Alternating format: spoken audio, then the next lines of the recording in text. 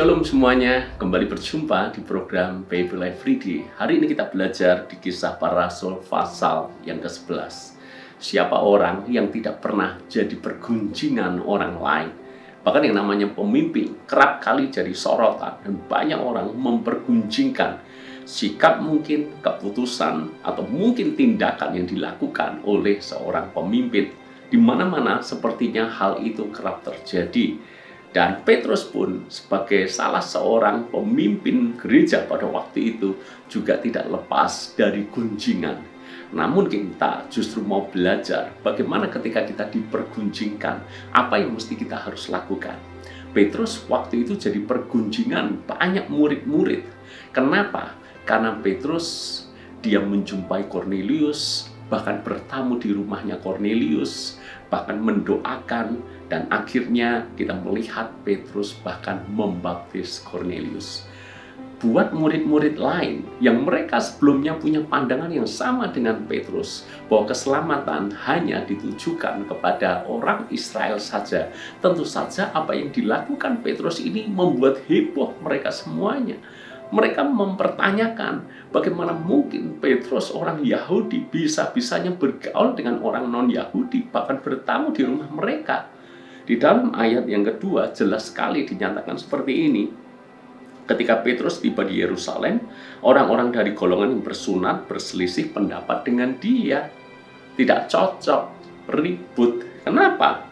Kata mereka, engkau telah masuk ke rumah orang-orang yang tidak bersunat dan makan bersama-sama dengan mereka.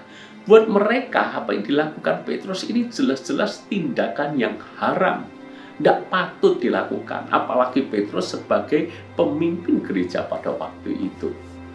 Sekarang kita akan belajar bagaimana Petrus menghadapi tuduhan itu, pergunjingan itu. Apa yang mesti harus dilakukan Petrus supaya masalahnya bisa diselesaikan dengan baik. Kita akan belajar Petrus memiliki hikmat yang luar biasa.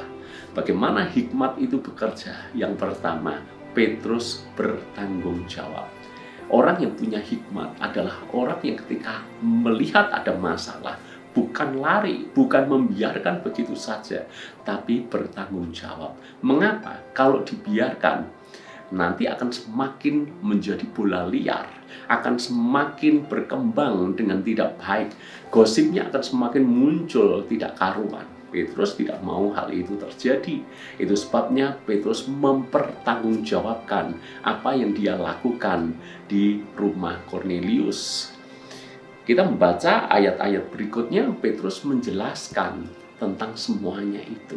Itu adalah bentuk tanggung jawab. Makanya ketika Anda mungkin sedang menghadapi masalah, mungkin sedang dipergunjingkan, maka mintalah hikmat bagaimana Anda menyelesaikannya. Salah satunya adalah miliki tanggung jawab untuk menghadapinya. Hal yang kedua, hikmat Petrus terbukti dengan apa?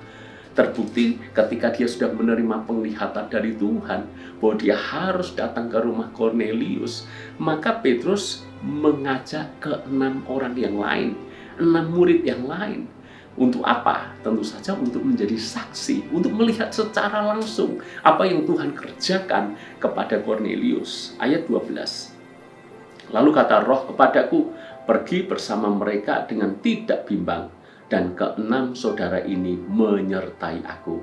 Kami masuk ke dalam rumah orang itu. Coba bayangkan seandainya yang masuk ke rumah Kornelius hanya Petrus sendiri. Dan dia menceritakan bahwa Tuhan melakukan ini dan itu. Bahkan Kornelius menerima baptisan Roh Kudus. Dan sehingga akhirnya Petrus membaptis dengan air. Seandainya hanya Petrus saja yang masuk ke rumah Kornelius, maka apa yang diceritakan Petrus tentu tidak mudah dipercaya oleh murid-murid yang lain. Siapa bisa percaya kalau tidak ada saksi? Petrus sudah tahu akan hal ini. Itu sebabnya dia mengajak 6 saudara yang lain untuk sama-sama menyaksikan apa yang Tuhan perbuat di dalam kehidupan Kornelius. Dan karena ada saksi, maka murid-murid yang lain percaya apa yang dikatakan Petrus itu benar adanya. Dan kita lihat bagaimana cara Petrus memberi jawab. Tidak menunjukkan rasa egonya, rasa marahnya, karena merasa tidak dipercaya dan seterusnya. Tapi jawaban Petrus lemah lembut. Jawaban Petrus adalah jawaban yang selalu tepat. Maka kita lihat akibatnya di dalam ayat yang ke-18. Ketika mereka mendengar hal itu, mereka menjadi tenang. Dari semula terjadi pergunjingan, panas, marah, penuh dengan dakwaan, tapi kini mereka tenang, lalu memuliakan Allah. Katanya, jadi kepada bangsa-bangsa yang lain juga Allah mengaruniakan pertobatan yang memimpin kepada hidup. Apa yang dilakukan Petrus sekaligus membuka paradigma mereka semuanya. Mulai sekarang kita tidak hanya mengabarkan Injil kepada orang Yahudi saja atau orang Israel saja. Kita akan kabarkan Injil kepada siapapun juga. Injil akhirnya sampai ke bangsa-bangsa. Inilah awal kisah kenapa Injil sampai ke Indonesia. Kita bisa percaya Yesus karena Petrus tahu bagaimana harus memberi jawab ketika pergunjingan itu terjadi. Malah mereka semuanya diteguhkan, malah mereka semuanya melakukan apa yang Petrus lakukan, memberitakan Injil kepada siapapun juga.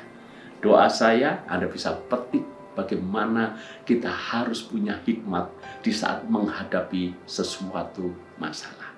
Tuhan berkati.